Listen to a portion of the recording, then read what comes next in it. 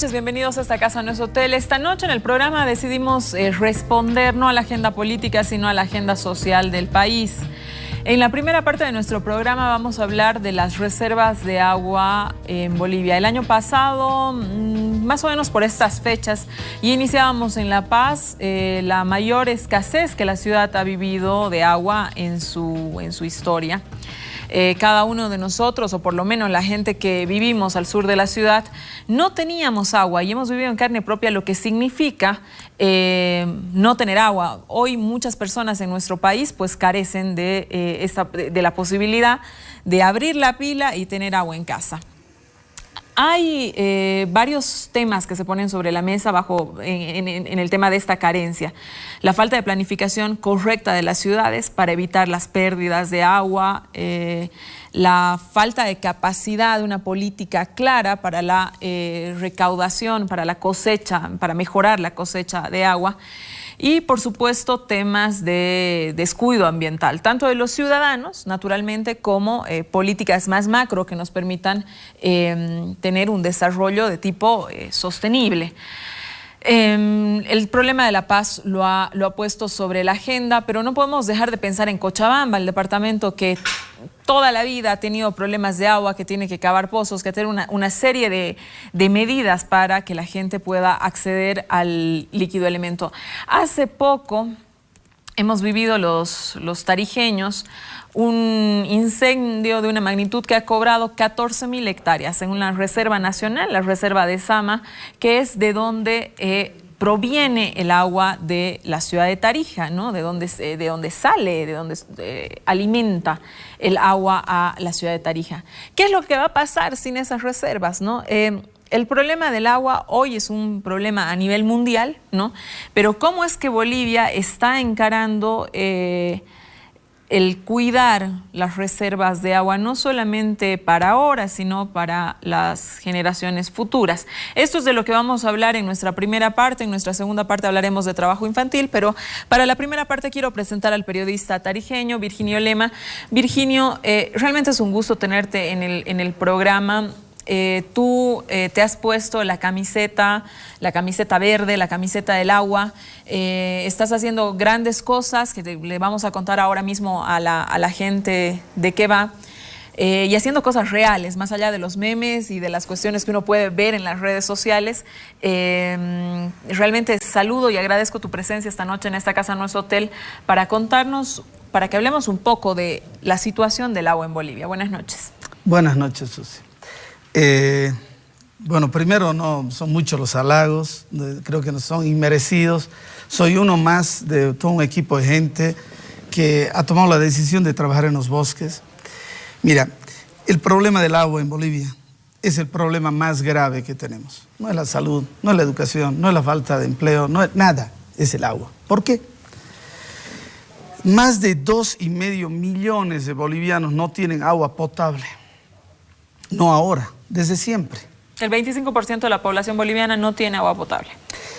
El 50% de los bolivianos no tienen saneamiento básico. Las fuentes de agua de las ciudades están agonizando. Todas. Tú hablabas de La Paz y hablabas de Cochabamba. Los cochambinos hemos aprendido a vivir sin agua. En Tarija hoy día se está tomando agua, el 80% del agua de pozos. En Oruro, desde hace 25 años se toma agua de pozos. En La Paz, si no llueve, entonces no hay agua. ¿Qué hacer frente a eso? ¿Qué está haciendo Bolivia frente a eso? Ha señalado la situación de varios departamentos. Quédese con nosotros, nos vamos a un corte. Volvemos a una extensa charla con Virginio Amarillo Lema en esta casa no es hotel.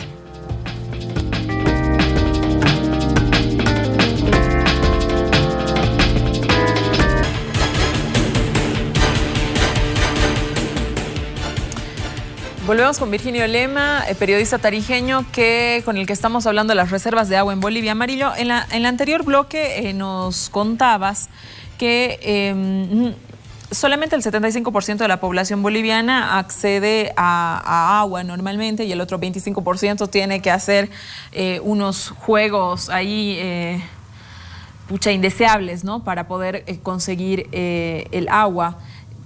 ¿Cuánta cantidad de agua Bolivia podría producir o tiene la capacidad de producir, ¿no es cierto?, para responder las necesidades del país? A ver, nosotros hemos aprendido en este incendio de que, y creo que La Paz también aprendió hace un año, que es mejor prevenir que reforestar, ¿no? Es mejor prevenir, tenemos que prevenir. Pero prevenir significa, la primera cosa, ¿será que se puede producir agua?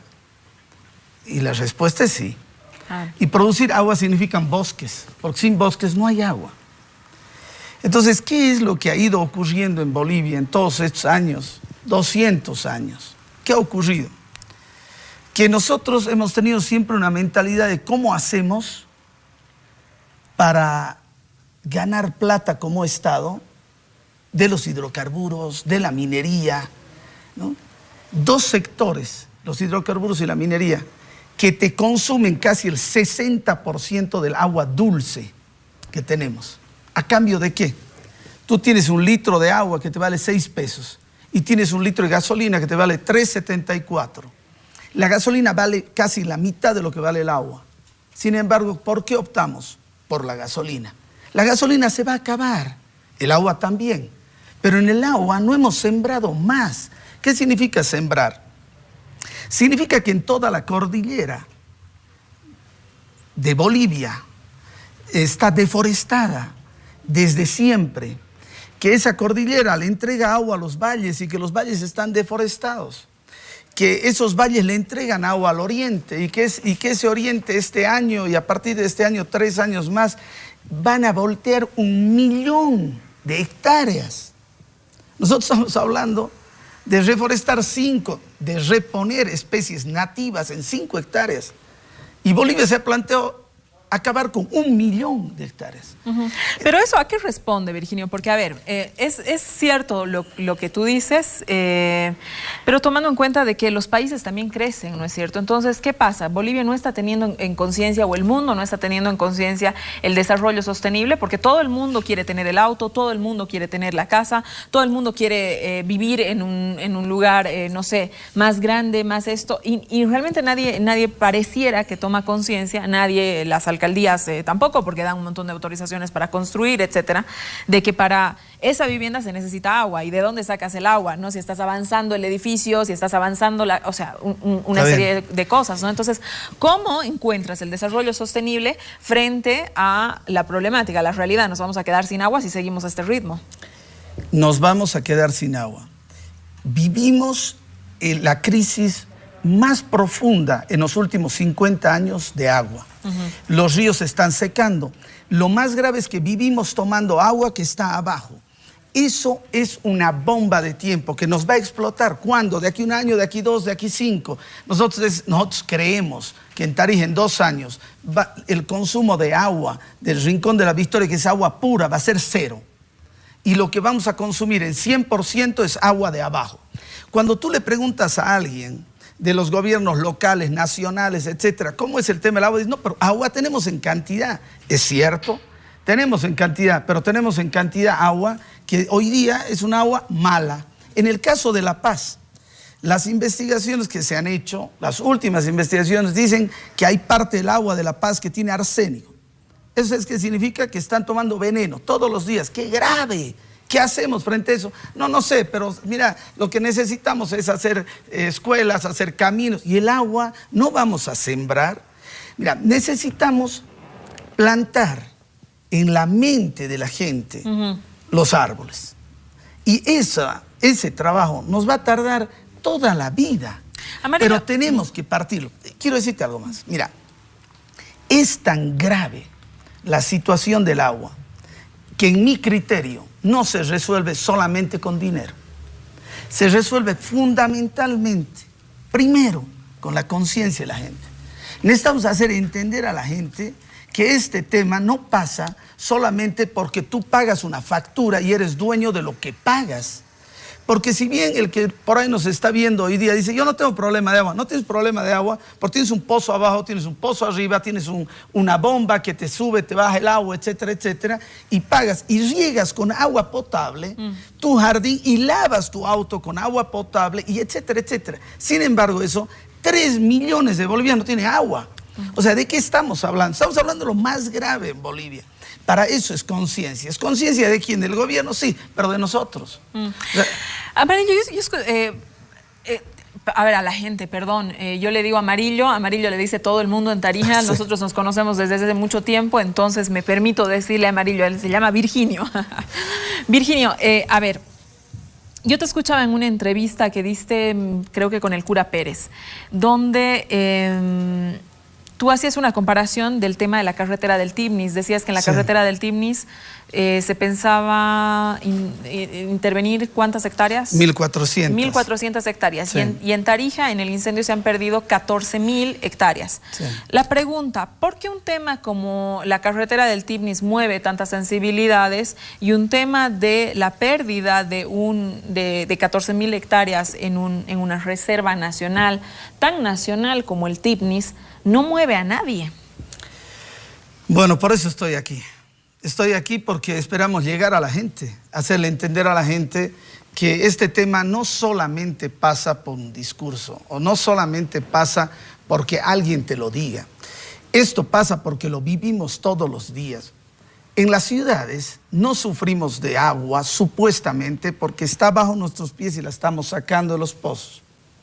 Pero en el campo nadie tiene agua potable, nadie. 3 millones de tipos. Entonces, ¿qué es lo que ocurre? Cuando se queman 14.000 hectáreas en Tarija, esperamos la conciencia de Tarija. Y yo partía diciendo de que creo que lo hemos entendido. Hemos entendido ahora que es mejor proteger, es mejor conservar, que después estar reforestando o reponiendo. El Tibnis ha sido un problema, es un problema, parte, en mi criterio, o sea, es un tema de prensa, es un tema de intereses, es un tema de una serie de cosas. En mi criterio, las reservas nacionales de Bolivia, que hoy día es el 16%, deberían pasar a ser un 30%. Yo creo que deberíamos proteger el 30% del país. Y proteger el 30% del país con bosques para producir agua, eso va a significar que nosotros le estamos dejando una verdadera herencia a nuestros hijos. Mira, se descubre un pozo, un megacampo. Bolivia festeja, tiramos cohetes, bailamos, hacemos fiesta. Y esa reserva, solo parte un ejemplo. Aquí está la tierra. 5.000 metros, 5 kilómetros rompemos para sacar el gas, para sacar el petróleo. 5 kilómetros. Y esta no es un falso debate, porque entonces no produzcamos o qué hacemos. Lo que estoy diciendo es que rompemos 5.000 metros y al romper 5.000 metros, rompemos 5.000 metros de ríos que hay abajo, que corren a la misma velocidad que los ríos de arriba o más, que son los que están alimentando hoy día Bolivia. Pero festejamos eso. ¿Festejamos para qué? Para tener más obras, supuestamente. La esencia de esto, estimada Susita, la esencia es que generemos conciencia. Una conciencia que nos permite entender que lo poco que tenemos que proteger y que de ahí en adelante tenemos que sembrar. Virginio, a ver, es cierto lo que tú dices, pero también por otro lado es cierto las necesidades reales que existen en el país. Si nosotros dejamos de producir el gas, primera fuente de ingresos que nosotros tenemos es con lo que hemos venido viviendo, mal, bien, más allá de todas las discusiones que se puedan generar alrededor de los recursos, cómo se invierten o cómo se dejan de invertir, lo real es que eso es lo que mueve la economía del país. No se puede, o sea, aquí lo pregunto, generar un desarrollo sostenible, es decir, hay la necesidad de dejar de producir gas, porque eso no va a suceder. Entonces, ¿de qué va a vivir el país? ¿No? O sea, ahí no es un falso debate, es un debate real. Sí. Frente a la posibilidad de, no sé, crear los bosques. Tú dices, la cordillera no tiene ni un árbol. Es una barbaridad que la cordillera no tenga ni un árbol. Por ahí hay que hacer programas reales de reposición de los bosques, de, no sé, municipios comprometidos que puedan poner árboles en las puertas de las casas, que los edificios, en vez de salir hasta la punta de la acera, sacrifiquen un poco de espacio y que generen algo verde, ¿no es cierto? A ver, dos cosas. Primero, en el tema de hidrocarburos yo tengo una posición que si después me invitas te voy a demostrar que Bolivia le va a ir mejor si algún día deja de tener hidrocarburos. Enfermedad holandesa. Yo creo eso, pero no, ese no es el tema de discutir ahora, lo podemos hacer en otro momento. Con el tema del agua, mira, tú no solamente necesitas reponer árboles, y mejor si son nativos. En el caso de lo que nosotros estamos haciendo en la Ecomaratón, que es el 11, lo estamos haciendo con ustedes, con ATV, porque ha sido una iniciativa de ustedes. Independiente de eso, necesitamos otras cosas. Mira, los pastos, las pasturas, son las que detienen el agua y son las que generan las esponjas. Esponjas que después le terminan entregando el agua durante todo el año. Cuando no ha llovido, le entregan el agua a los acuíferos, a los ríos, etcétera, etcétera, etcétera. Eso es tan importante, estas esponjas, que nosotros en Bolivia las quemamos todo el tiempo. ¿Por qué las quemamos? ¿Por qué el campesino la quema? ¿Por qué el que tiene una propiedad la quema? Porque dice que después sale el pasto más fuerte, ¿no es verdad? Y sale y rebrota mejor y el animal tiene para comer. Lo cierto de esto es que el pasto que no lo han cortado 1 o 2 años, ¿qué se genera ahí? Se genera un microclima, o sea, están los honguitos, los bichitos, todo eso se genera, y cuando el animal come eso se enferma. Entonces, ¿qué hacen? Matan toda la biodiversidad que le cuesta 1 año, 2 años reproducirse. Entonces, ¿qué tenemos que hacer? Tenemos que hacer una política real. Tú hablabas de qué vamos a vivir. Yo te respondo, vamos a vivir del agua. Bolivia es uno de los productores de agua más importantes del mundo. Tenemos agua en demasía, abajo, arriba, etcétera, etcétera, pero no en las ciudades. No, las fuentes de agua de las ciudades están agonizando. Tenemos agua... qué bueno que hagas esta distinción, Amarillo, para que la gente lo sepa. O sea, tenemos muchísima agua, pero que no está a disposición de las ciudades, y las fuentes de las ciudades, que es a donde realmente acudimos todos los habitantes del país, esas están agonizando. Yo creo que podemos ganar más plata con agua que con hidrocarburos. Lo que pasa es que tenemos una mentalidad extractista desde que hemos nacido. No te olvides que a nosotros, después que se han ido nuestros hermanos españoles, ¿no es verdad?, nos han colonizado los mismos y nos hemos quedado con la idea de que hay que sacarle todo a la tierra. Entonces, ¿qué es la minería? Es sacarle todo. ¿Qué ha logrado la minería? Se ha vaciado ya 2 de los vasos de agua más importantes que tenía Bolivia. El lago Popó se ha acabado. ¿Por qué? Porque todos los acuíferos que llegaban al lago Popó han sido usados para la minería. ¿Minería de quién? ¿De los bolivianos? No, pues, de los extranjeros. O sea, es una locura lo que ocurre. Pero ¿sabes qué ocurre? ¿Y sabes qué hacemos? Nada. Entonces, ¿qué queremos hacer? Queremos cambiar eso. Y para cambiar eso, quizás desde Sama, desde la experiencia que hemos tenido, podamos decirle a Bolivia que podemos hacerlo. ¿Podemos hacerlo cómo? Podemos hacerlo mostrando una cosa, que la conciencia de nosotros es más poderosa que nuestro deseo. Tú hablabas de que la gente piensa de que necesita más autos, más casas, más etcétera, etcétera. Todo eso es parte de una conciencia. Está bien, somos así, es natural, somos humanos, pero no es lo esencial. Cuando tú llegues a la pila, que eso les ha pasado en La Paz y les pasa en Cochabamba todas las semanas, cuando en Cochabamba no abren o no llegan para abrir la pila y para llenar los tanques que tienen en sus casas, ellos saben, se les acaba el agua. Lo mismo pasa en Oruro, lo mismo está pasando en Tarija y pasa en todo el país. Entonces no puede ser que al lado que tengas un río. Hoy día La Paz tiene un río que cruza por la mitad del Choqueyapo. ¿Qué tiene? Contaminado pues hasta el cuello. ¿Y qué está pasando hoy día con el lago Titicaca? 1 kilómetro de agua menos cada año y absolutamente contaminado. Hoy día el lago Titicaca es el vaso dulce de agua más importante de Bolivia. Entonces, ¿de qué hablamos? Tenemos que hablar de lo más importante. Y lo más importante, Susita querida, es el agua. Y esa conciencia la tiene que tener el gobierno, la tiene que tener las gobernaciones, los municipios, todos. Pero para hacer eso, esto de lo que estamos haciendo hoy día, hablando de esto sin tapujos, sin poses, sin buscar palabras, sin encontrar culpables, sin buscar responsables, diciendo todos somos responsables, pero hagamos algo. Entonces hemos decidido hacer algo. Lo vamos a hacer el 11 desde Tarija. Amarillo, a ver, ustedes desde la Ecomaratón que lo que busca es conseguir recursos para armar un vivero y el vivero, no sé dónde está mi cámara, ya, busca armar un vivero donde los viveros puedan tener plantines de nativos, que son guayabos y pinos del cerro. Y una serie de pasturas, ¿no? Pregunta, Virginio, ¿cómo es que un bosque tan gigante en Tarija tiene pinos, tiene guayabos y no existen los plantines hoy día para reponerlos? ¿Cómo es que sucede algo así? Sucede porque esos árboles son nativos de ese lugar.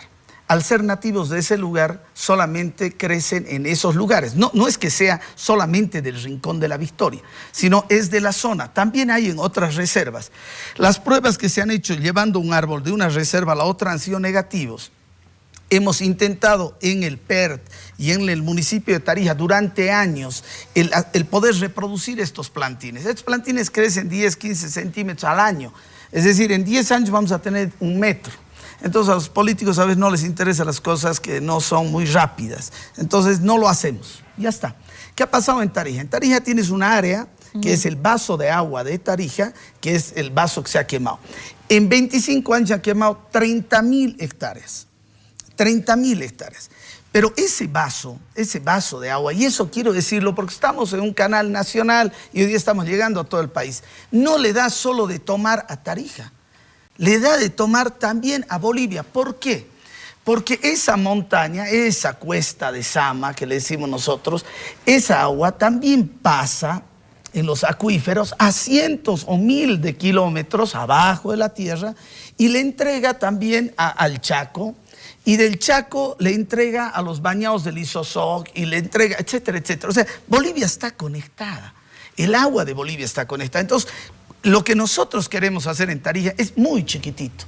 Es muy grande para la expectativa que tenemos, porque nunca se ha hecho nada. 80 años que tenemos una fuente de agua que no se ha colocado un árbol nativo. Entonces, ¿qué queremos hacer? Queremos hacer un vivero. Para eso vamos a recaudar dinero. Dinero que lo vamos a manejar con muchas de las instituciones con las que hemos firmado convenios, las universidades, empresarios privados, alcaldía, etcétera, etcétera, etcétera. Esta fundación, la fundación en la que yo presido, yo soy presidente de la Fundación Rincón de la Victoria, nada más va a ser un nexo para hacer esto. Esto, Susita, no lo podemos hacer un año, esto lo tenemos que hacer toda la vida. Y toda la vida tenemos que hacer lo mismo en todo Bolivia. O sea, si nosotros lográsemos que antes de dormir todos los bolivianos nos imaginemos un árbol, estoy soñando, eso va a reproducir agua. No hay otra forma. Árboles, pasturas, nuestra naturaleza es la que produce el agua. Mira, lo que pasa en La Paz, hablábamos fuera de cámaras, en mi criterio, en menos de 5 o 10 años vamos a tener una crisis de agua en La Paz, el doble de lo que hemos tenido. Hoy día se está inyectando agua de pozos a la laguna. Estamos buscando nuevas fuentes. ¿Sabes cuáles son las nuevas fuentes? Esperar que llueva. Llueva, buena cosecha. No ha llovido, mala cosecha. Que haya deshiele, pero por Dios queremos que haya deshiele. O sea, deshiele es peor todavía.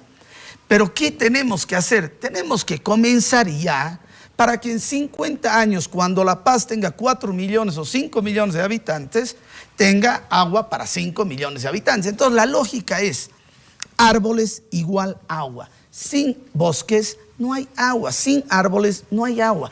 Ese es el trabajo que tenemos que hacer. Hemos comenzado, ya hemos plantado miles de árboles, pero en las cabezas. En las cabezas de los bolivianos hemos plantado miles de árboles. Estoy seguro que hoy día hemos plantado un árbol en muchas cabezas de gente que nos está viendo. Ojalá así sea. Y Esos árboles van a dar fruto, que es esto, agua. De aquí muchos Amarillo, años. invita a la gente, por favor, a la Ecomaratón. ¿Cómo la gente puede participar? Si yo soy un ciudadano de Cochabamba, de Santa Cruz, vivo en Oruro, vivo en El Alto, en La Paz, ¿cómo puedo hacer para sumarme a esta campaña que hoy empieza con la reserva de Sama, que es, reiteramos, una reserva nacional? Está en Tarija, pero es una reserva nacional y que, bueno, responsabilidad de todos los bolivianos. ¿Cómo yo puedo hacer para sumarme a esta campaña, para entregarle mi árbol a esta campaña? Hay tres formas de hacerlo. La primera es generando conciencia, que creemos que es lo más importante porque, te repito, esto lo tenemos que hacer este año, el próximo y toda nuestra vida. Entonces, no solo esta campaña, hoy es una telemaratón, que es una maratón de televisión de 4 o 5 horas que la vamos a hacer con ustedes, con ATV, desde Tarija, y hay otras cadenas de Tarija, de televisión, que también se van a unir. Va a ser una gran fiesta, vamos a mostrar un poco de nuestra personalidad, de lo que somos, nuestra cultura, nuestra música, nuestros chistes, nuestro baile. Eso es lo que vamos a mostrar para encantar al país, para hacer un show y decirle a Bolivia, esto es lo importante, el agua es lo importante. La segunda forma de hacerlo es aportando. Hay una cuenta de la Fundación Rincón de la Victoria, no la tengo en este momento, pero ustedes cada momento la pasan. Y la tercera forma es de que hemos sacado unas cajitas donde uno puede hacer su aporte, o ese día, el día de la telemaratón, llamar de cualquier lugar de Bolivia o venir a las oficinas de ATV en cualquier parte de Bolivia, dejar su aporte. ATV es el garante de todo este movimiento. Pero para nosotros lo más importante es de que esto deba ser una constante nacional. Ojalá que muchas personas se animen a hacerlo en otros lugares. Ahí estaremos nosotros para ser parte de esas iniciativas. Virginio Amarillo, te agradezco mucho haber estado esta noche con nosotros, conmigo en esta casa, no es hotel, y poder haber abierto el espacio para poder generar que la gente tome conciencia, que la gente te apoye, nos apoye la siguiente semana, el siguiente sábado. ¿Empieza a qué hora, Amarillo? No sé si es a las 3 o a las 4 de la tarde, son temas técnicos que estaban viendo, pero en la tarde hasta la noche vamos a estar 4 o 5 horas. Los esperamos entonces el próximo sábado, 11. sábado 11, entre 4 y 9 de la noche, que ustedes puedan hacer su aporte. Es lo primero que se tiene que hacer, o sea, es el primer aporte de un trabajo sostenido. Realmente te quiero felicitar, felicitar por haberte puesto la camiseta e ir más allá de un meme en redes sociales y de ponerte a trabajar. A ti he visto a todos tus hijos, a tus hermanos, he visto a tus primos, he visto a toda tu familia movilizada. Realmente muy significativo para nosotros los tarijeños el esfuerzo que estás haciendo con toda esa vitalidad que nos recuerda mucho a tu papá, don Gringo Limón. Mi papito. No, gracias, pero te vuelvo a repetir esto, no, o sea, yo estoy hablando aquí porque los otros son unos tímidos bárbaros, ¿no? No les gusta mucho hablar en televisión, pero somos muchos, cada vez somos más gente la que entiende esto y quiere ser parte de esto. Tú eres parte somos parte de un grupo de WhatsApp que está trabajando para desde La Paz apoyar a esto. Así que estamos todos, te repito, sin complejos, sin poses, sin pensar de que la cosa chiquitita y el cálculo es lo importante. Aquí tenemos que darle duro. Necesitamos bosques. Sin bosques no hay agua. Gracias, Susana. Te agradezco mucho. Quédese conmigo. En esta casa no es hotel. Volvemos el siguiente bloque con el tema de trabajo infantil. Nos estamos ocupando este domingo de la agenda social del país. Buenas noches.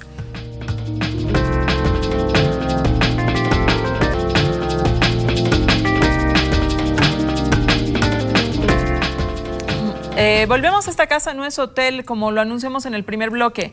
Esta segunda parte del programa vamos a hablar del tema de trabajo infantil. Como todos ustedes saben, en Bolivia existe una legislación que ha favorecido de alguna manera el trabajo infantil bajo la lógica de cuidar los derechos de los infantes que, respondiendo a la realidad, se encuentran en situación de trabajo. Es así que esta normativa ha generado gran polémica internacional.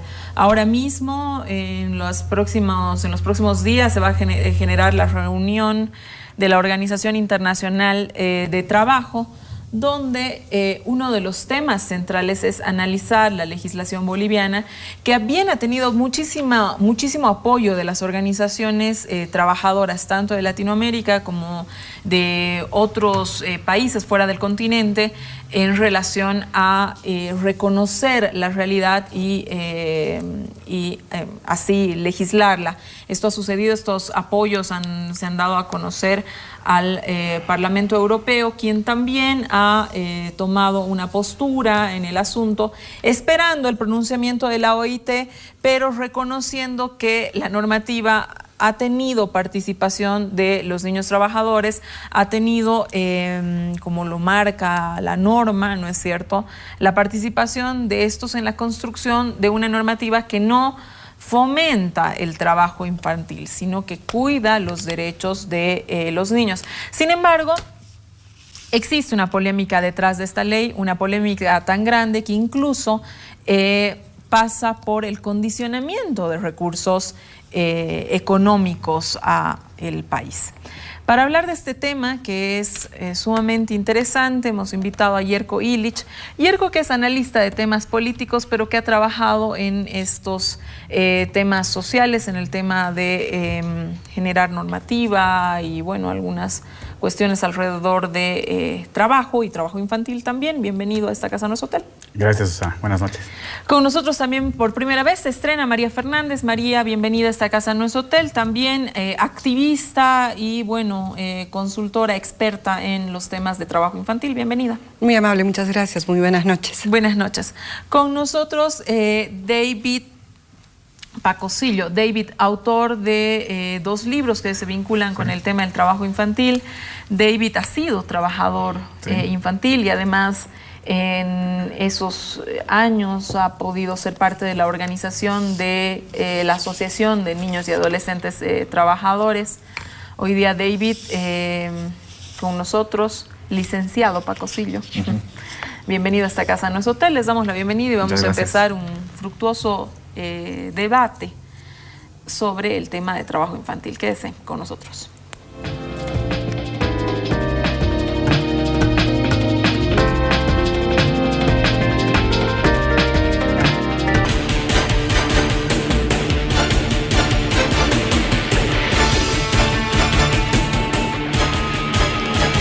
Esta casa no es hotel. A ver, Jerko, quiero empezar contigo.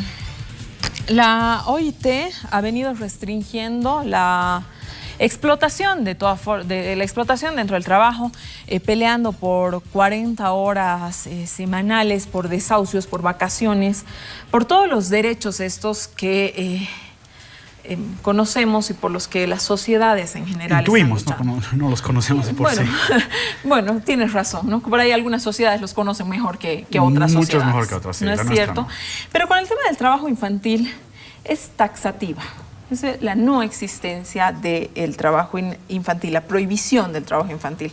Sí. ¿Qué opinas sobre esta prohibición, Jerko? A ver, esa prohibición está en el convenio 138, es un convenio que también lo firmó Bolivia, y el 182 de peores formas del trabajo para niñas. La base fundamental de que existe este tipo de prohibiciones es porque todavía se considera la edad, entre 10 a 17, es una edad de escolaridad. Es la edad en la que la mayoría de las personas nos estamos formando y estamos tratando de adquirir los talentos necesarios como para después llevar adelante una actividad laboral por la cual se nos pague dignamente. Entonces, claro, una persona que trabaja ya desde los 10 años, en los 14, está de algún modo generando una brecha en lo que es sus posibilidades de recibir educación, es decir, la capacitación de sus capacidades. Yo creo que es fundamentalmente esa la razón por la cual lo que se está tratando de proteger es la escolaridad.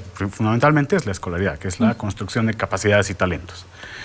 Lo segundo es que es una persona en formación todavía. Es una persona en la cual anatómicamente, biológicamente, todavía estás en construcción de lo que son sus funciones biológicas para llegar a la adultez. Por lo tanto, no puedes estar expuesto a situaciones que vulneren inmediatamente o a largo plazo lo que podría ser el crecimiento de ti como ser humano. O sea, estoy hablando en bioética, en biología. Y me parece que hay un tercero que es obviamente que no puedes estar expuesto durante esa época en que te estás formando mentalmente, estás construyendo la cosmovisión a una serie de tareas, trabajos o actividades en las cuales muy fácilmente puedes ser sujeto al maltrato, que es básicamente eso lo que ocurre, ¿no? A ver, Yerko nos ha descrito muy bien, María, cuál es la postura, ¿no?, a la que se acerca la Organización Internacional del Trabajo y por qué es tan taxativa. Pero existe un elemento, realidad. Hay niños que trabajan para poder ser escolares, para poder desarrollar, digamos, para poder tener alimento en casa, para una serie de cosas. Hay otro tema de tipos de trabajo cultural. Por ejemplo, uno cuando ve las películas o dentro de la sociedad norteamericana ve chicos cortando pasto, vendiendo limonadas, una serie de cosas que pareciera que esos trabajos son normales o no son tan malos, ¿no es cierto? No sé. A ver, María, ¿qué pasa con eso? Primero que hay que decir algo, ¿no? Estamos definiendo mal qué es trabajo infantil. Porque si tomamos de manera clara lo que es trabajo infantil, estaríamos hablando de infantil en niños menores de 6 años. ¿Verdad? No. ¿Sí? Porque ¿cómo defines infantil? ¿Cómo defines infancia? O sea, No, de pero forma no solamente de... se trata de la infancia, María. Estamos hablando desde No, trabajo personas infantil. de 10 a los 17 no, años. estamos hablando de trabajo infantil como lo define la OIT. Tú has dicho claramente que es un tema de capacidades, de formación de capacidades, el tema de escolaridad, que hay una brecha. ¿No ve? Sí. Uno de los elementos que has planteado, ¿no ve? ¿De acuerdo? Hay una cosa muy fundamental en ese aspecto. ¿Qué es trabajo? O sea, habría que definir entonces trabajo como qué. O sea, ¿qué es trabajo para nosotros? ¿Eso es una actividad acaso que no te forma capacidades, que no te lleva a desarrollar capacidades, que no te forma y que el trabajo lo desarrollas desde que, ojo, naces hasta que te mueres? ¿Por qué? Porque si yo entiendo el trabajo como desarrollo, el niño que juega todos los días con algo, se va a desarrollar y va a formar capacidades y se va a formar y va a tener una forma de escolaridad diferente. ¿Sí o no? En nuestra realidad, no. Claro que sí. Porque lo que tú estás justificando es que una persona entre a una actividad laboral por la cual tiene que ser remunerado en función de sus capacidades. No he hablado de dinero. Pero además... No he hablado de dinero. Uno de los elementos fundamentales para definir trabajo digno es que la persona voluntariamente tiene que aceptar realizar ese trabajo. Y ahí el tema de voluntad en menores es un poco más complicado de definir. El código también te plantea eso. Yo no te he interrumpido primero, ¿no? Perdón, ¿sí? Pero hay otro elemento que tú planteas y que es cierto, ¿no? Que tú dices que se da la brecha de escolaridad. ¿Cómo vamos a plantearnos una brecha de escolaridad si aquí, por ejemplo, los niños, niñas y adolescentes que desarrollan alguna actividad laboral o trabajo, muchas veces lo hacen justamente para continuar sus estudios? Primer elemento. Lo otro que decía muy bien Susana, nuestra realidad demuestra que en el área rural todo niño, y eso lo vas a ver en cualquier texto, niña, niño que se incorpora a la comunidad, lo hace a partir del trabajo, y lo hace a partir de desarrollo de actividades que son laborales y que ahí recién se hace parte de la comunidad.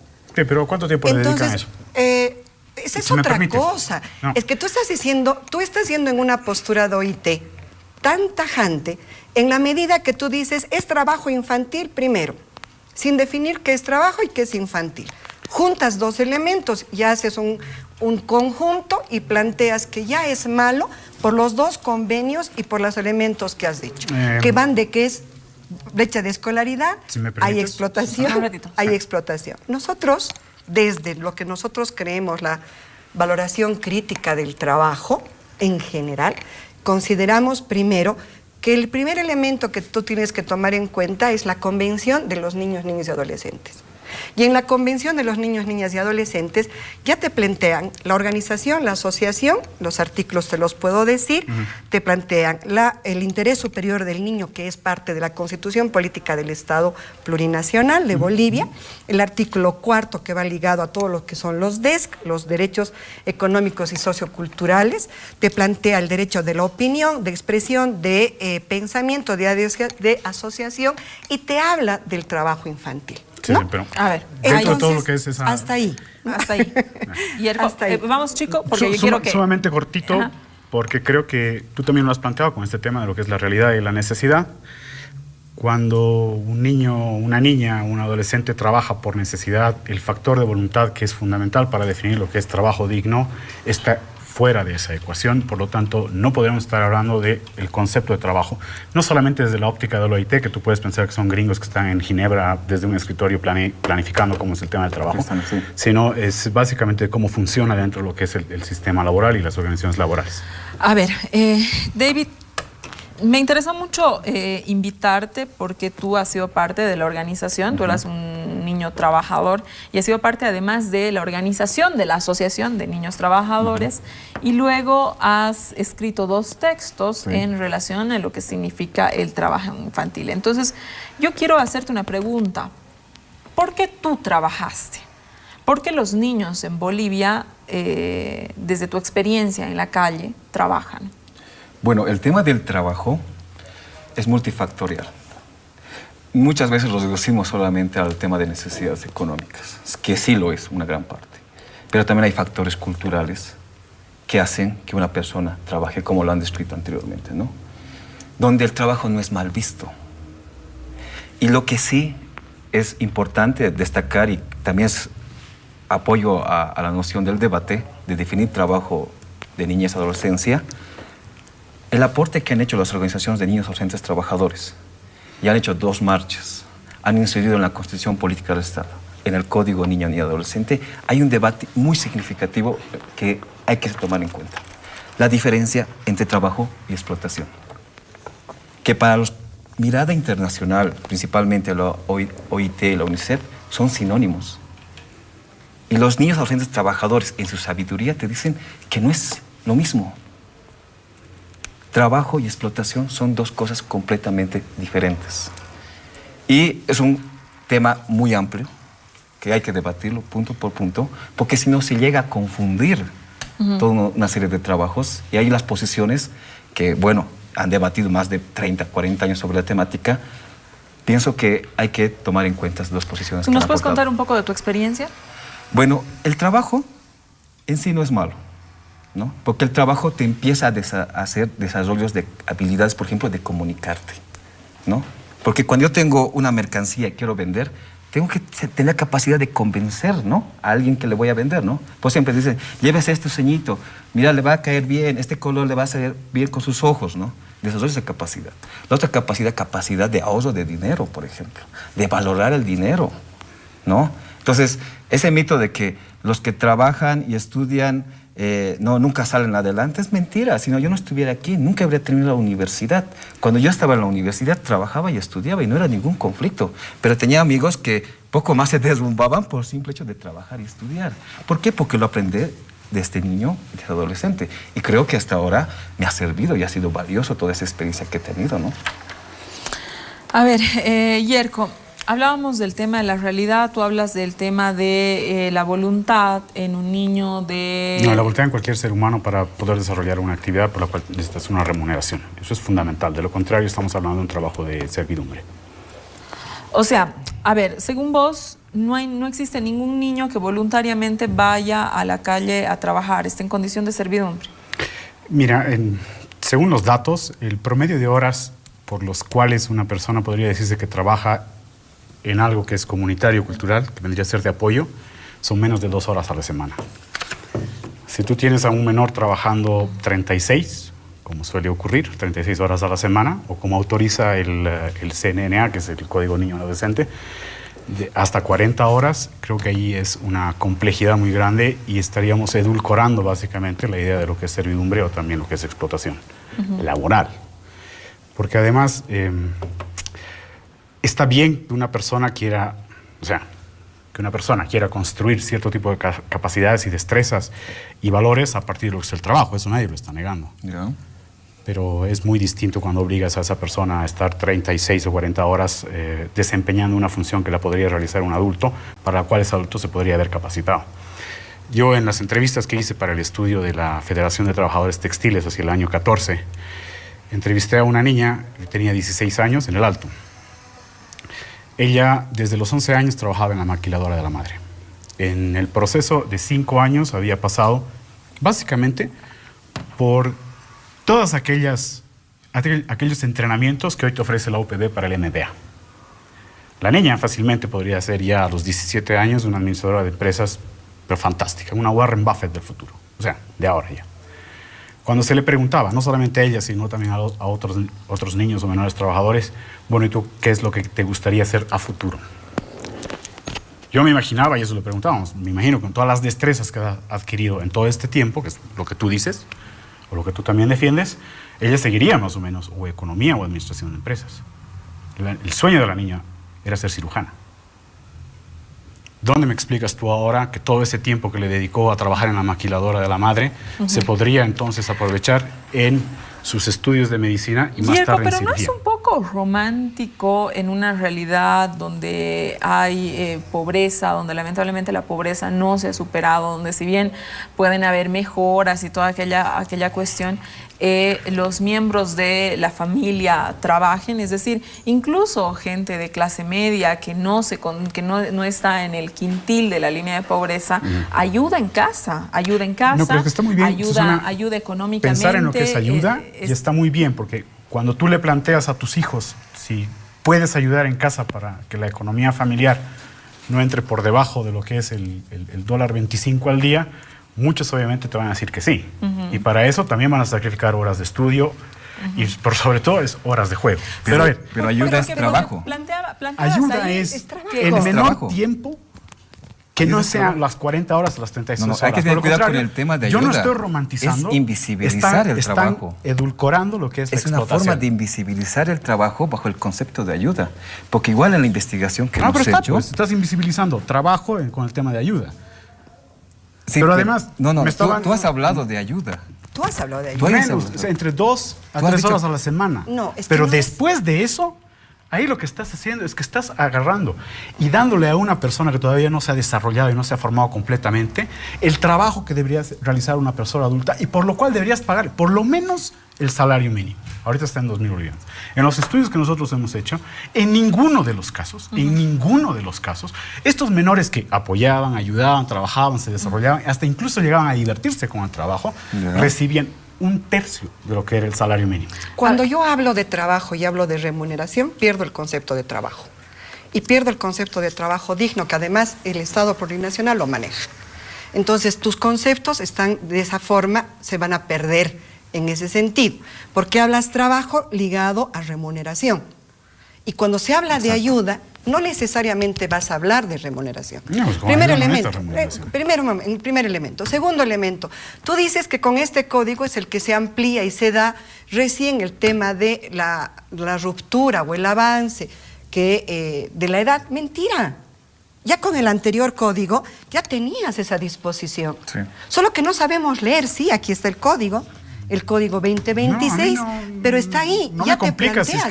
que No, si el tú problema quieres reconocer es, que desde el los 10 en problema adelante. no es el Las estadísticas te dicen en Bolivia que desde los 7 años Sí, y los más. menores están trabajando. Y tal Pero vez por más. eso, a ver. Pero entonces, si trabajan, ¿por qué no les reconoces su derecho a persona a ser trabajador, pero también a ser protegida dentro de ese proceso? Y no invisibilizarlos más.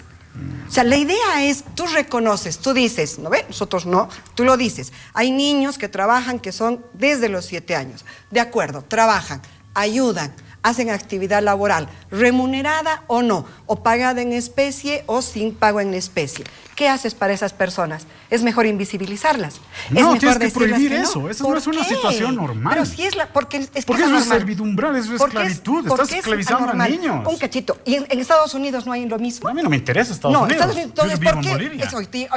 Entre- OIT te a plantea ver, eso. 150.000 menores entre los 7 y los 13 años en Bolivia, en promedio, están trabajando.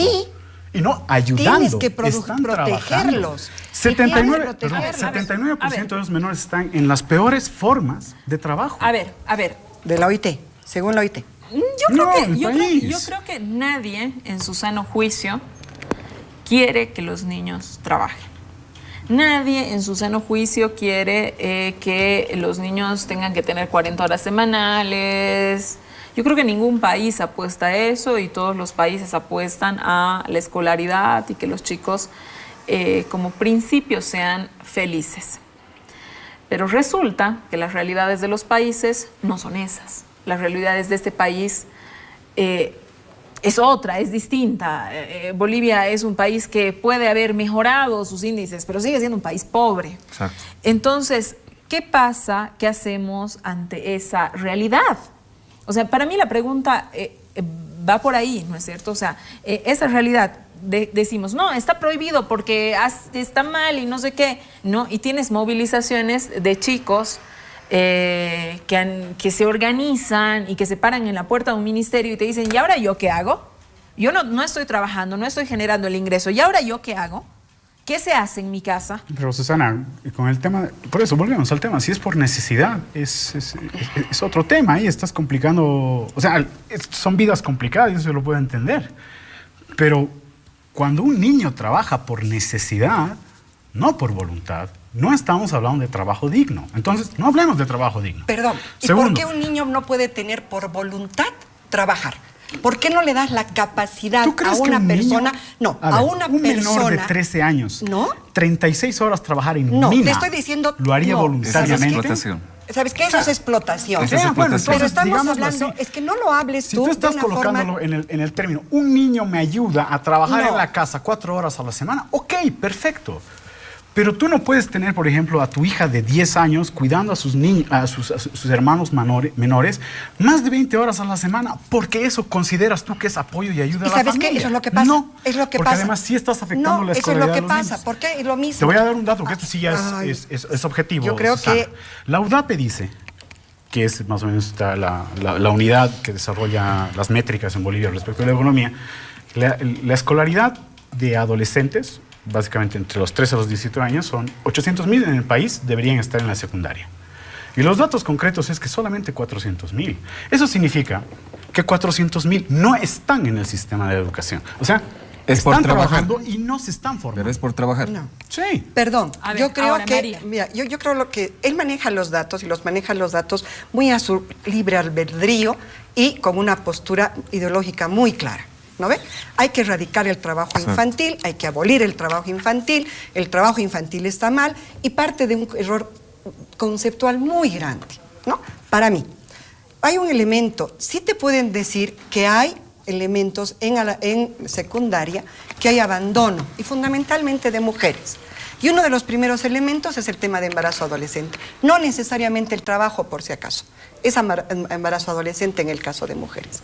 Llega a ser casi, según datos del INE, no de UDAPE, del INE, que es aproximadamente el 75% que continúa y un 25% que abandona en datos, ¿no? Pero todo eso, o sea, es cómo ha tratado el Ministerio de Educación de paliar ese elemento. Primer elemento que ha tratado de hacer, ¿no?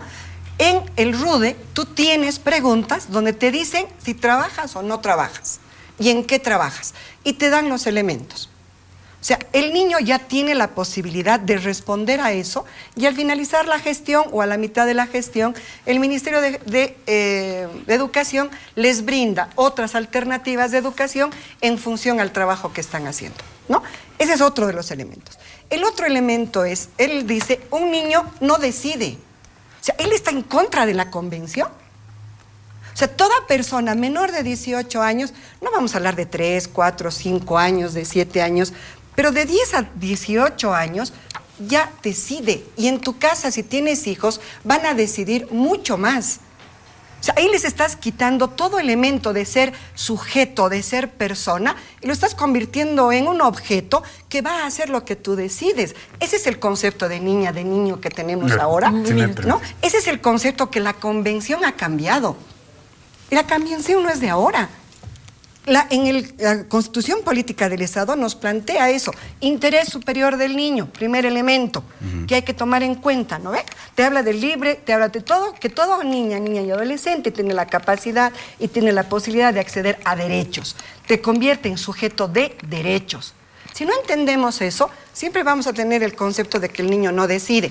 Pero hay otro elemento que no sé si él sabrá, solamente una cosita. En el código te dice muy claramente que tú puedes trabajar si accedes de forma voluntaria, y lo voy a buscar el artículo, si puedes decidir si quieres hacerlo de forma voluntaria. El 131, David, y es justamente eso lo que yo quería quiero a ver, una pregunta, David. David, el argumento para que los niños no trabajen, que uno pues puede estar de acuerdo con muchos de ellos, lógicamente, es que los niños vayan a la escuela, que se desarrollen, que sean felices y que desarrollen, digamos, su vida alrededor de la escolaridad.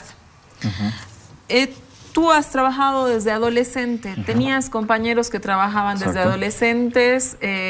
¿Cuál ha sido el destino de ustedes como grupo, chicos que han terminado en calle, o en qué condiciones han terminado este grupo o tu grupo de chicos trabajadores? Sí me interesa que nos cuentes la experiencia, porque necesito, esa es la razón por la que te hemos invitado, ¿no? Necesito que la gente pueda conocer en experiencia propia qué es lo que sucede con niños en situación de trabajo. Bueno, hay una cuestión que hay que entender. Hay que valorar todo esto a partir de la realidad, como tú has dicho, y no a partir de libros o conceptos viejos que nada tienen que ver con nuestra realidad. Hay un primer elemento. Cuando muchos de nosotros hemos empezado a trabajar, digamos, a cierta edad, y yo he estado en eventos a nivel nacional donde estaban niños, adolescentes de toda Bolivia, y nos preguntábamos, decíamos, ¿por qué trabajamos? ¿Para qué trabajamos? Y había dos sustentos fundamentales importantes que te decían esto. Si no trabajo, no estudio. Si no trabajo, no como. Y ahí uno tiene que darse cuenta la visión que hay. Hay una visión bien miserabilista, piadosa, pobre niño que no trabaje, que esto, que el otro, que vaya a jugar, le daremos recreo, que no haga nada, ¿no? Pero hay una visión más dignificadora de decir, yo conocí muchos adolescentes que incluso han suplido roles de padres, porque en la familia no había nada que comer y el trabajo era la única oportunidad para salir adelante. Y muchas de esas personas que yo conozco, que tengo amigos que eran poseadores, ahora, por ejemplo, es subteniente de la policía. O sea, ¿dónde está que no ha podido estudiar? Si con lo que trabajaba se costeaba sus estudios, porque estudiar no es gratis. Dicen que es gratis, pero no es gratis. Te cuesta los libros, material, uniforme. ¿Con qué lo sustentas si la madre no tiene, si el padre no tiene? Normalmente la familia de los Nats algunas veces son de numerosos hijos. ¿Cómo lo haces? Entonces el trabajo se vuelve una alternativa. Pero una alternativa no para que me vean como el pobrecito, sino una alternativa para que nos dignifiquen, ¿no? Porque tranquilamente yo puedo decir, soy el pobrecito, denme plata, ¿no? Como hay instituciones que hay, ¿no? Asistencialistas, pero no. El trabajo se tiene que volver como un pilar de reivindicación y dignificación, porque soy persona. A ver, David, yo te tengo el planteo derecho una pregunta. Eres un niño de 12 años y, como tú dices, por necesidad tienes que trabajar. No es porque tú quieras, es por necesidad. Porque de lo contrario no vas a comer o no vas a ir a la escuela. Cuando vas a buscar una fuente laboral, ¿cuál es tu capacidad de negociar el salario mínimo con el empleador? Es que ahí siendo un niño de 12 años. No, es que ahí estás muy encasillado. Si tú dices que yo estoy edulcorando la situación, tú lo que estás promoviendo es la servidumbre dentro de lo que es las capacidades de negociación. Esa es tu interpretación, pero estás muy encasillado, hermano. El asunto es de que nadie va... Un menor de 12 años, ¿cómo hace para negociar el salario mínimo que está en 2.000 bolivianos al mes? Sí, pero mira, no es que inmediatamente a esa edad tú tienes conciencia de que es un trabajo formal y un trabajo informal, ¿no? Pero respóndeme, ¿cómo haces para negociar el salario mínimo? O tú vas y te ofreces como fuerza laboral sin saber que por lo menos 2.000 bolivianos al mes te tienen que pagar. Ahí está el punto. A ver, tú le has dado en el clavo, ¿no es cierto? Hay niños que van a tener que ir a trabajar, como lo ha descrito David, por el tema de necesidad, etcétera, ¿no? Ante esa situación, que es real, niños que se van a acercar a fuentes laborales, ¿Es mejor tener una ley que los proteja o tener una ley que diga, no, no existen, se acabó? No, pero mira, la ley incluso protege, porque si eres un menor de 12 años y vas a ofrecerte como una fuerza laboral Un minutito. y el empleador te acepta, la ley dice que necesitas un formulario. De A ver. 14 años para arriba. Y de 10 para abajo, de 10 para abajo es de 14 para arriba. 131 de tienes la... trabajo. Tú tanto que me dices que tengo que conocer el CNA, Sí. te pido que por favor leas el 131 con el Esa tema de es lo que es la- asentimiento y autorización, y lo que dice, el niño o niña adolescente de 10 a 18 años. Debe ¿cierto? expresar, a sentir libremente su Necesita- voluntad. Corresponde un permiso escrito del padre, tutor o guardiana, ¿verdad? Y según corresponda mediante formulario emitido por el Ministerio del Trabajo, Y que autorizado deberá por las ser defensorías. autorizado por Defensorías de la Niñez Sí. y el Ministerio del Trabajo. Ahorita hay menores de 14 años, alrededor de 800,000 trabajando. Eso significa que el Ministerio ¿Ese del dato Trabajo de dónde es? debería, ese es el dato de la ETI y de la UDAPE también. ¿De la ETI? Sí, y- ¿De la EPI? No, ETI. De la Y del Encuentro de hay Trabajo del un- 2008. Y en hay- 2008 no había Y esta hay ley. un lindo estudio del 2014 sobre trabajo doméstico en el cual hablan de niños y en las primeras páginas está también ese dato. Así que no hay necesidad de que Sí, claro, pero ese me es el digas trabajo que de yo la estoy ETI. equivocándome. No, pero en el trabajo de la ETI te voy a Pero decir igual. algo. Bueno, ya. Digámoslo, quieras edulcorarlo, digas, ya, está bien, no son 800,000, son menos. Pero No, debería digamos, haber por lo menos pero a ver, 500,000 formularios ya, de trabajo. digamos que sean 1,000,000. Sí. Es decir, Ya. para mí no es tan importante. Tendría que haber 1,000,000 de formularios Ya. en el Ministerio del Trabajo Ya. que autoricen eso. Pero lo que ¿Cómo te ya hay? la- Está bien, pues, Hay 1,000,000 de hubiera. formularios que Ojalá dicen que hubiera. sí. Pero que hubiera, ojalá No, no hubiera. hay. Pero hay una cosa más, ¿hay trabajos? Pero dime, tú eres... sea, tú ahorita tienes están trabajando trabajo. los niños. No, dime, ¿hay Ahorita trabajo están para los trabajando los adultos? menores. No, ¿hay trabajo para adultos? No, pero eso no son entonces elementos el para niño- justificar no, la el esclavitud. niño- mujeres. perdón, de la verdad, niña- eso no tiene cómo a ver, justificarlo. la niña o el niño no va a ir a buscar un trabajo formal. No va a ir a muy bien. decirte... Va a ir a buscar un mira, trabajo ¿cómo clandestino, es? uno No, informal. por favor. En este país, ¿el trabajo es más informal o es más formal? Por favor, tú que tienes todos los datos y manejas la UDAP, ¿es más formal o es No, no informal? solamente la UDAP, sino Es también más es la población informal. económicamente activa, Es ¿ya? más informal. ¿Sí? Sí, ¿O no? pero tú, ¿qué es lo que tú pero un llamas cachito. informalidad? Todo El lo que se cuentapropismo, hace, la cuenta clandestinidad. propia. A ver, no sé si será clandestino. Todas las No, señoras sí. que venden en el mercado entonces son clandestinas. Todas las personas que realizan un Pero tú, trabajo ¿qué es lo que están estás defendiendo? forma. Trabajar precariamente. Déjame terminar. No, lo que pasa es Déjame que terminar. tú defiendes el trabajo No, precario no, y el trabajo yo servidumbral. trabajo, ¿sabes qué? Yo defiendo un trabajo en el cual tú puedas estar protegido. Ok, eso ¿De significa que acuerdo? tienes que tener las prestaciones. No necesariamente. ¿Cuántos de nosotros no tienen prestaciones? Pregúntale a Susana si tiene Bueno, es porque prestaciones. tú estás confundiendo Ella trabajo es adulta. con ingreso. No, es que tú conduces. Yo te he dicho eso. Estás confundiendo ¿Estás viendo trabajo o con remuneración? ingreso. Y cuando queremos A hablar ver, de lo que es a ver, trabajo, se yo supone quiero que es volver, cualquier yo quiero ingreso. volver, Otra yo quiero vez, volver ¿puedo nuevamente, volver? a ver, yo quiero volver nuevamente a la pregunta que te hice, Yerko. Clave. O sea, no. A ver, yo no sé cuántos niños trabajadores son, por ahí son 500,000, otro dato dice que son 800,000, por ahí es 1,000,000, ¿no? La pregunta está, en todo ese grupo de gente, que sea 1, sea 1,000,000, ¿es mejor tener una legislación que lo proteja o no tener una legislación? Pero ya existe la legislación que lo protege. Vale, entonces esa legislación está... Y es previa a la del 2014. Está en discusión, la OIT la ha planteado, es decir... que, ¿cuál es el punto de discusión, a ver, de un niño trabajando en la zafra Pero eso es Santa Cruz, o de un niño explotación. trabajando en mina, o de un niño trabajando en Es una que ladrillera? pienso que o de ahí un te has niño equivocado. recolectando? Eso hemos tratado tal vez de plantear como puntos. Una cosa es trabajo y otra cosa es explotación. Esa Tú es- no, es que No, tú- ustedes están a ver, juntando otra vez. trabajos, no Yo- son lo mismo. No No, es lo mismo. ¿Cuántos eso- niños trabajan en la minería, David? Tú que los has estudiado. Mira, No tenemos el dato preciso. No, ni claro exacto. que sí. más el dato allá de preciso eso, Ya. es que estás lanzando preguntas que algunas cosas tú mismo te estás respondiendo. Por lo menos 4,000. Ya, hay una cosa bien concreta. El niño no va a ir primero a un empleador a ofrecerse como trabajador y exigir su salario mínimo y sus prestaciones sociales, porque en este país la ausencia de trabajo es muy alta, ¿no ve? Tenemos hasta adultos que quisieran tener prestaciones, tener seguro social, no va a haber eso.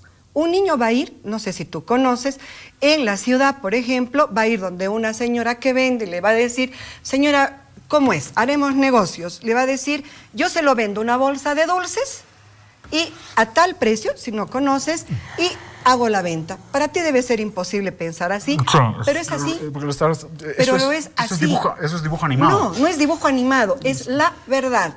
Es puerilización de lo que es la realidad nacional, que es algo muy complicado, muy complejo. Yo no lo tomaría desde un punto de vista en el cual estoy justificando. Pero otra vez me estás cortando.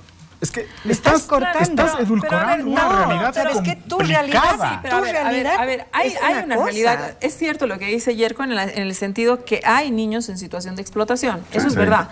Pero hay otros que no están en situación de explotación. Pues, es otro grupo. No, es la minoría. No es. ¿A qué datos te basas para decir que son la mayoría de los niños? Es decir, hay también una postura, digamos, apegada. Yo también, como Yerko, no quisiera que los niños trabajen, pero resulta que hay una realidad. ¿Cómo se mejoran las condiciones de estos chicos que sí trabajan? O sea, para mí ahí está el punto. Ahora, María, una pregunta porque ya vamos a tener que ir cerrando el programa.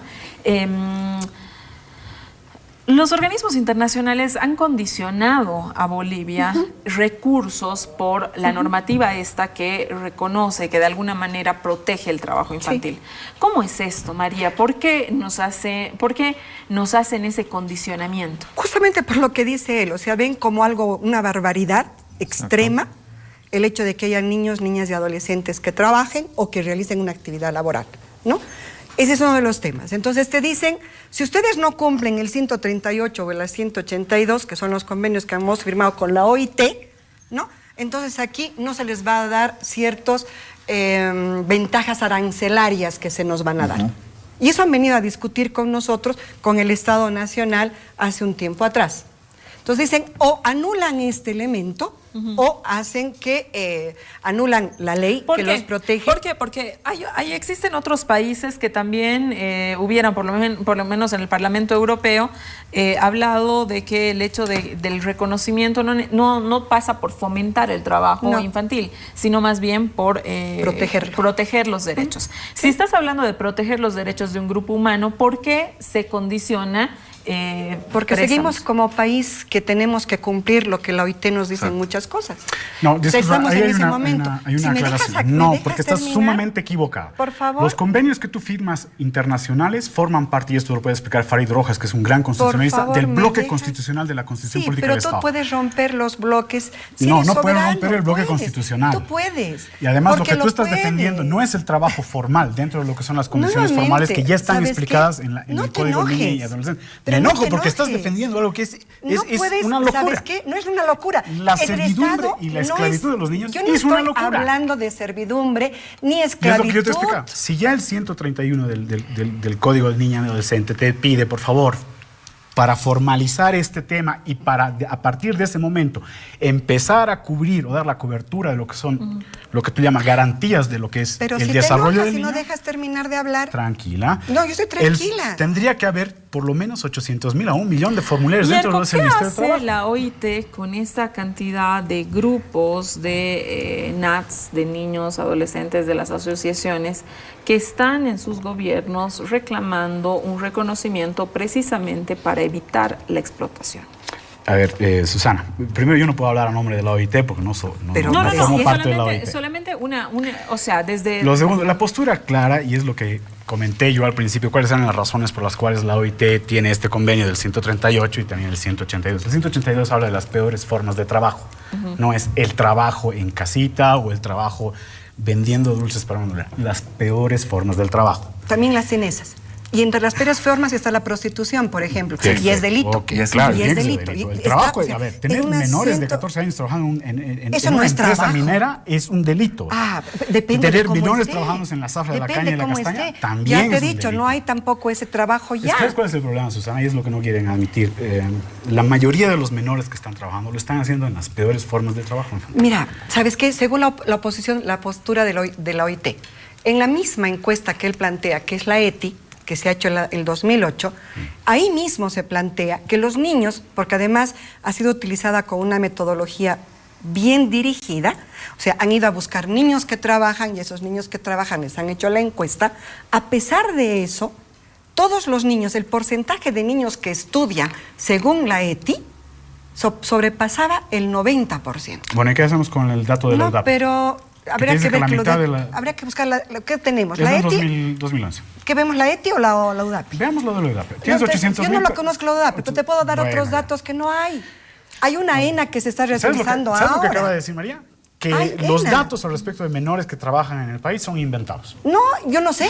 Puede que sí. Son inventados. Los de la Como no OIT, existen sí. los datos, entonces hay Hay, que hay permitir un dato que se está dando. y el que tú puedes trabajo buscar. servidumbral y la explotación del A ¿sabes ver, qué? dame los una menores. conclusión, Yerko, ya me tengo que ir. Realmente La primera conclusión. sumamente los debates de temas en temas sociales son muchísimo más intensos que los temas políticos. Sí, Vamos sí. a seguirlos haciendo en esta casa, no es hotel, porque son evidentemente más necesarios. Primero, estamos confundiendo el tema de lo que es trabajo con el tema del ingreso y estamos pensando que porque un niño genera un ingreso para la casa, ese es un trabajo y por lo tanto es digno. Mal. Segundo, el trabajo infantil se puede resumir básicamente, no como una persona que ha estudiado los textos, sino con sentido común en Bolivia, como explotación. Eso es una explotación. María, Y te sabes, yo ya con esto cierro. Ese trabajo precario al cual estamos incentivando o empujando a los niños es básicamente una mala pega, con una mala paga y de mala gana. Y eso sí va a afectar a la larga al desarrollo de lo que va a ser la población económicamente activa de por lo menos los siguientes 5 a 10 años. Gracias por haber estado aquí, Yerko, siempre con una postura bastante clara sobre los temas. María. Muchas gracias. Yo creo que cuando confundimos trabajo con lo que es remuneración y lo que se llama directamente algo que tú realizas por conseguir un dinero, estamos confundiendo. Cuando hablamos de trabajo infantil, había partido de ese concepto, no es trabajo infantil. Tenemos que dirigirnos sobre actividad laboral y trabajo que realizan niñas, niños y adolescentes trabajadores. Ahora, sobre la temática, a nivel mundial se está haciendo una campaña que se llama Es Hora de Hablar, que es un intercambio internacional con fines de que niñas y adolescentes puedan ir a hablar y dar su posición en la OIT, en la 4ª conferencia de la OIT. ¿Los han dejado entrar o no? No, están justamente peleando valga el término, están haciendo el lobby necesario para poderse incorporar, porque no solamente es Bolivia, son 2, 4, 6, 8, 10 países, 4 a nivel de Latinoamérica y los demás son del Asia, que están solicitando hacer que ellos como niñas, niños y adolescentes puedan dar su posición, ¿no? Esa sería, yo creo que, bueno, es el momento de que tengamos que hablar con más detalles sobre esto. Y un datito, hay una encuesta que se está haciendo, la encuesta nacional de niñas y adolescentes trabajadores en actividad laboral y trabajo, que ya debería de estar en ejecución para la aplicación de la ley 548. Gracias. David, para cerrar el programa. Bueno, solamente decir que Bolivia está siendo referente sobre esa temática de niñez y adolescencia. Los niños y adolescentes tienen voz. Y como tienen voz, tienen derechos. Y el trabajo no es malo. Lo que sí es malo es la explotación. Y lo que se debía erradicar es la explotación y la pobreza. Nada más. Muchas gracias. Gracias a ti por haber estado esta noche con nosotros. Gracias, Yerko. Gracias, María. Un tema sumamente interesante. La legislación boliviana en la reunión de la OIT se va a tratar como uno de los temas centrales. 10 países están pidiendo. Niños y adolescentes trabajadores, asociaciones de niños y adolescentes trabajadores están solicitando participar en la reunión de la OIT para poder plantear una voz y ver cómo si logran que la norma se ajuste, aunque van a tener un camino sumamente complicado porque, por otro lado, hay conceptos de peso que impedirían que el trabajo en niños, niñas y adolescentes. Muchas gracias por haberme acompañado esta noche. 2 temas importantísimos de la agenda social. Conmigo hasta el siguiente domingo. Muy buenas noches.